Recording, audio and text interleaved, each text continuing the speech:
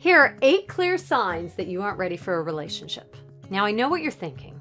Am I ready for a relationship? Of course I am. It's what I've been waiting for so long for. Well, I'm not arguing that you want a real relationship. I'm asking if you're ready for a real relationship. And that one's tough to answer because it entails really looking at yourself and your beliefs and your attitudes and behaviors in a real open and honest way. And that's never easy. I've been here. I've been in that spot where all I could think about was how I so wanted a real relationship with all of the affection, understanding, support, and love that comes with it. I didn't want to know if I was ready or not. I just know what I needed. And that's when I asked myself this very same question. And I realized I didn't like the answer. I had some major changes to make to actually be ready. So how do you know if you're ready for a real relationship before you start one with either the wrong guy or Mr. Right at the wrong time? If you're showing any of these warning signs, it means you're not ready for a relationship and you have some work to do on yourself before you can be in a healthy, happy relationship with someone else. Number 1, your compass is not pointing north. Your great guy compass is off. It's consistently pointing you to the wrong type of guy. This usually happens because you're subconsciously trying to sabotage the relationship from the beginning by choosing a guy who's not actually relationship material. Your friends and your family have warned you he's a player or he's a loser, or enter your favorite derogatory term for a bad boyfriend here, but you have written them off, believing that you're going to be the one woman that can change him into the perfect partner. No. The truth is that deep down inside, you know you won't change him, and that's actually fine with you because you subconsciously fear a deep relationship. Number 2, you need a man to feel happy. You feel miserable unless you're coupled up. If you get an invite to a party or an event and you don't have a man to bring with you, then you're likely to make up an excuse, send your regrets, pass up the night out, and sit at home feeling sorry for yourself because you're so alone. And then you spend the entire night Googling best places to meet men and reading articles about what men find attractive instead of doing something that would make you happy, like going to the party that you were invited to. The truth is, if you did meet a great guy while in this mindset, you'd hold on so tight so quickly that you'd most likely strangle the relationship anyway.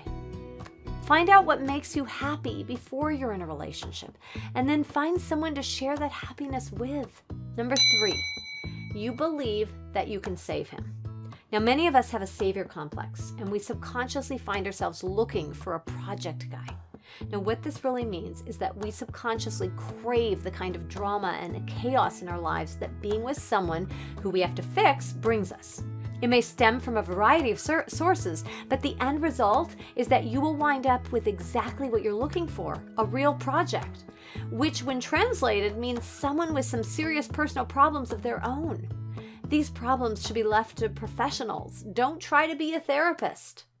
Number 4, you're looking for someone to save you. If your self-talk sounds something like, I'm such a mess, or why am I so insecure, then you need to get that taken care of before you can be in a relationship. Otherwise, you're either going to attract a man that has the savior complex, or you're going to attract a man with the same issues. A man that's a mess who's really insecure himself. And as much as misery loves company, well, misery plus misery doubles the misery. Don't go there. Number 5, you're looking for someone to complete you. Yes, it's true. Back in the day, I loved the movie Jerry Maguire as much as all the other teary-eyed girls in the theater. But the truth is, as much as you complete me sounds so romantic, it should actually be you compliment me. If you're not a whole person to begin with, then the only thing that you're going to be completing is your part in a completely dysfunctional relationship. And while that may still make for a good movie, think As Good as It Gets, it's no fun in real life. Number 6. You're spending more time pursuing love than pursuing your interests. Now, I realize that in order to meet men, you need to get out there and be sociable, whether out there means the local ski club or the local web scene, and I'm all for that. In fact, I highly recommend it. But if you're not actively pursuing your own interests at the same time, then there's a problem.